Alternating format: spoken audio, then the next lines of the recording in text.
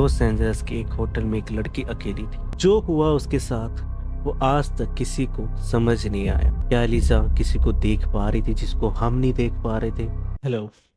कुछ कहानियां सिर्फ कहानियां नहीं होती, वो आपके दिमाग में चुभती हैं चुपके से। और कुछ वीडियोस वायरल नहीं होते, वो डिस्टर्ब कर देते हैं। लॉस एंजल्स की कहानी। लॉस एंजल्स एक ऐसा शहर जो कभी नहीं सोता। क्या हुआ था उस शहर के अंदर और उस होटल में 2013 में? लॉस एंजल्स के एक होटल में एक लड़की अकेली थी। उसका नाम था एलिजा लैम। जो हुआ उसके साथ वो आज तक किसी को समझ नहीं आया।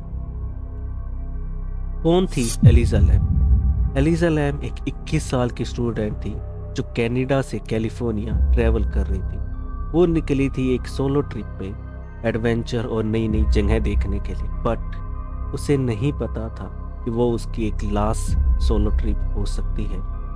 2013 जनवरी में उसने एक लॉस एंजल्स के पुराने होटल जिसका नाम सेसियल होटल था उसमें चेक इन किया। बट एलिजा को नहीं पता था कि वो होटल का नाम पहले से ही अजीब और थोड़े भयानक हादसों से जुड़ा हुआ था। शुरू में एलिजा को सब नॉर्मल था। वो फोटोज, वीडियोस और अपनी फैमिली से रेगुलर बातें करती थी। बट कुछ दिनों बाद कुछ ऐसा हुआ तो उसका अपनी फैमिली से पूरा का पूरा कांटेक्ट टूट गया। तो उसकी फैमिली ने पुलिस कंप्लेन की और पुलिस ने अपनी सर्च शुरू कर दी। तो सर्च शुरू करते हुए उन्हें एक सीसीटीवी फुटेज मिला लिफ्ट का, जो कि उन्होंने बाद में रिलीज किया। और वीडियो में हमें एलिजा लिफ्ट में एंटर करती है, एक एक करके एक एक बटन दबाती है, बट दरवाज़ा फिर भी बंद नहीं होता। वो लिफ्ट के बाहर झांकती है जैसे कोई उसका इंतज़ार करता हो। फिर वो लिफ्ट के कोने में छुप जाती है, हाथों से इशारे करती है जैसे वो किसी से बातें कर रही। बट शॉकिंग बात ये थी कि हमें लिफ्ट में एलिजा के सिवा और कोई नहीं दिखाई दे रहा था। लिफ्ट के डोर खुले ही रहते थे, वो बंद ही नहीं हो रहे थे। वीडियो में दिख रहा था कि एलिजा ने बहुत ट्राई किया कि दरवाजे बंद हो जाए, बट दरवाजे बंद ही नहीं हो रहे थे, जो कि बहुत ही अजीब था, जो आज भी किसी को समझ नहीं आ रहा।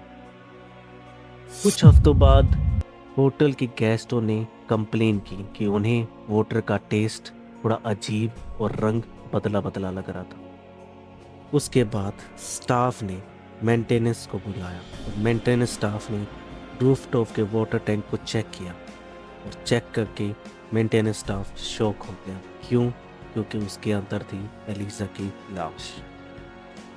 टैंक का ढक्कन बंद था, बट ऑफिशियल रिपोर्ट में बताया गया कि वो डूब के मर गई।